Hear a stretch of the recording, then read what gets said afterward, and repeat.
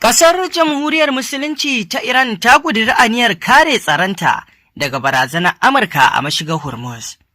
Haka zalika za ku ji cewa Iran ta fitar da gangar ɗanyen mai miliyan 73 a cikin wata ɗaya kacal. Haka zalika za ku ji cewa shugaban ƙasar Najeriya Bola Ahmed Tinubu ya yi kira ga likitoci 'yan ƙasar Najeriya da suke ƙasar waje da su dawo gida domin inganta kiwon lafiya a Najeriya. Masu saurare ku gyara zama domin jin waɗannan rahotannin labarai da muke tafa da su daga gabas da tsakiya. Iran ta ƙudiri aniyar kare tsaron ƙasarta daga barazanar ƙasar Amurka a mashigar Hormuz. Iran ta bayyana cewa ta ƙudiri aniyar kare muradanta da tsaron ƙasarta tare da hana Amurka amfani da mashigar Hormuz wajen yin barazana ga tsaronta. Ministan harkokin wajen ƙasar Abbas Arachi ne ya bayyana haka yayin wata ganawa da takwaransa na Rasha. A gefen taron, Majalisar Ministocin Harkokin Wajen Ƙasashen mambobin ƙungiyar haɗin kan Shanghai SCO da ake gabatarwa a Kyrgyzstan. A cewar kafofin watsa labarai na Iran, Abbas Arachi ya ce rashin tsaron da ake fuskanta a yanzu a mashigar Hormuz sakamako ne kai tsaye na karya alkawarin da Amurka ta yi. Ya ƙara da cewa Iran ta nuna muhimmancin diflomasiyya a harkokin ƙasa da ƙasa, amma a lokaci guda za ta ci gaba da kare muradanta da tsaron ƙasarta daga duk wata barazana. A wani ɓangare kuma, Arachi ya tattauna ta wayar tarho da ministocin harkokin wajen Masar da Oman a ranar Alhamis kan abubuwan da suka shafi yankin. A ɗaya rahoton kuwa, Iran ta fitar da gangar ɗanyen man fetiri miliyan 73 a cikin wata ɗaya kacal. Iran ta samu damar fitar da kusan gangar ɗanyen man fetiri na mai miliyan 73 daga yankin da takunkuman Amurka suka yi wa katanga cikin kusan wata guda. Bayan da Washington ta ɗan sassauta wasu takunkumai da ƙuntatawar da ta sanya kan wato sayar da man fetirin ƙasar. Daga ƙarshen watan Yuni zuwa tsakiyar watan Yuli, jiragen dakon mai na Iran da dama sun fara bayyana a ruwan gabashin Malaysia suna kan wato hanyar su zuwa kasuwannin Asiya. Kamfanin Kefla mai bibiyar jigilar makamashi ya shaida wa manema labarai cewa man da aka fitar a wannan lokacin na iya kaiwa darajar kusan dala biliyan 6. Sai dai duk da wannan gagarumar fitar da mai, rahotanni sun nuna cewa manyan masu sayan man Iran a China sun rage sayayyarsu. Sai dai Amurka ta janye sassaucin takunkuman da ta yi wa Iran a ranar 7 ga watan Yuli, bayan ta amince na ɗan lokaci da sayar da ɗanyen man ƙasar tun daga 21 ga watan Yuni. Ana ci gaba dai da samun takun saƙa da abubuwa da dama musamman ma na hare-hare tsakanin ƙasar Iran ɗin da ƙasar Amurka. Idan kuwa muka dawo Najeriya, shugaban ƙasar Najeriya Asiwaju Bola Ahmed Tinubu ya yi kira ne ga likitocin ƙasar da suke ƙasashen waje da su dawo gida. Shugaban Najeriya Bola Ahmed Tinubu ya yi kira ga likitocin Najeriya da sauran ƙwararrun ma'aikatan lafiya da ke aiki a ƙasashen waje da su dawo gida domin bayar da gudunmawarsu wajen inganta harkokin lafiya a ƙasar ta Najeriya. Tinubu ya bayyana haka ne lokacin da ya karɓi bakuncin tawagar ƙungiyar likitocin Najeriya da ke ƙasashen waje tare da wato shugabar hukumar 'yan Najeriya mazauna ƙasashen waje. Abike Dabiri Erewa a Abuja ya ce Najeriya na buƙatar ilimi, ƙwarewa da gogewar 'yan ƙasar da suka yi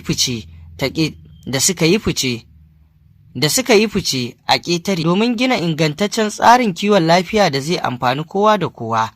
Shugaban na Najeriya Bola Ahmed Tinubu ya yaba wa likitocin ƙasar bisa ayyukan jin ƙai da suka gudanar a sassa daban-daban na ƙasar, inda suka wato samar da ayyukan jinya, tiyata, shawarwari kan lafiya da sauran tallafin ceton rayuka.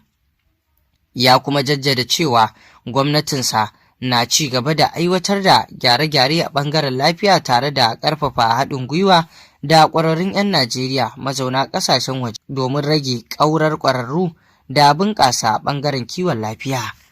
Wannan kira dai da shugaban ƙasar Najeriya Bola Ahmed Tinubu ya yi wa waɗannan likitoci a bayyana wadda da aka yi an bayyana shi a mazaunin domin ƙara wato inganta kyakkyawar kiwon lafiya a Najeriya ya sanya yi masu wannan kira. Sai dai idan aka yi la'akari da abubuwan da suka faru a baya, bisa yanda wato waɗannan likitoci ke tsallakewa daga ƙasar Najeriya suna fita waje domin wato suna kallon irin yadda albashinsu ke yin tangal-tangal bisa yadda suke ganin ya kamata a ce ana biyan su abin da ya kamata amma kuma ba a biyan su da dai sauran matsatsalu da suke kallo, wanda ya sanya da yawansu suke ficewa waje domin suna samun wato albashin da suke rike kansu kuma har ma su bukatunsu albashi dai isasshe. Amma a Najeriya ba sa samun hakan. Sai dai shin ko gwamnati ta shirya gyara dukkan wani tsari na matsatsalin da yake sanya waɗannan likitoci su fita ƙasar waje? Wannan ayar tambaya ce, domin kuwa fitar likitocin ƙasar waje na da alaƙa da irin matsatsalin da suke bayyanawa a Najeriya tsarin kiwon lafiyar na fuskanta, musamman ma daga kansu. Sai dai bayan da aka fara irin wannan maganganu, 'yan Najeriya da dama wasu sun tofa albarkacin bakinsu, yayin da wasu ke goyon bayan likitocin kan irin yadda suke ficewa su tafi ƙasar waje domin suna ganin cewar can ne za su samu albashin da suke so, inda wasu kuma ke ganin cewa a'a rashin godiyar Allah ce ya sanya likitocin suke barin Najeriya suke fita waje, do irin ɗimbin albashin da ake biyan su da kuma irin yadda ake ba su kulawa, ya amma duk da haka suke ficewa suna tafiya wasu ƙasashen su ba ƙasar su. Kowa dai da irin abin da yake furtawa kan fitar likitocin, inda wasu ke goyon bayan tsarin da wato likitocin suka ɗauka, wasu kuma ke ƙin goyon bayan su. Sai dai yanzu babban wannan kira da wato gwamnatin ta yi, to fa tabbas sai ta shirya magance masu duk wasu matsalolinsu idan har suna so su dawo cikin gidan ba tare da wani wato tsaiko ba.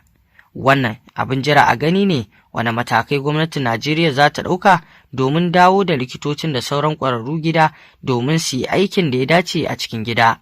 Tabbas kiwon lafiya a Najeriya abin bukata ne, domin kuwa ana cikin wani yanayi da kiwon lafiya ke cikin wani al'amari da yake buƙatar agajin gaggawa, musamman ma ƙwararrun ma'aikata, samar da magunguna a asibitoci, kayayyakin aikin cututtuka, duka waɗannan ana da buƙata, domin sau tari sai ka ga asibiti amma kuma babu magunguna, haka zalika ƙwararrun ma'aikatan sun yi wato kaɗan, sannan kuma haka zalika sai ka samu ma wata cutar ba za a iya kulawa da mara lafiyar ba a nan, sai dai an fita da shi wani waje saboda babu injina da za a yi irin wannan aiki.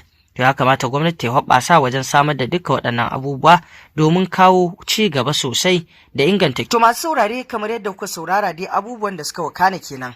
Shi me za ku ce bisa wannan kira da shugaban ƙasar Najeriya ya yi wa waɗannan likitoci da suke aiki a ƙasashen ƙetare da su dawo gida? Haka zalika wancan batu da yake faruwa a gabas ta tsakiya tsakanin ƙasar Iran da ƙasar Amurka bisa wannan yaƙi da ke faruwa tsakaninsu, me za ku ce kan matakan da Iran ɗin take ɗauka?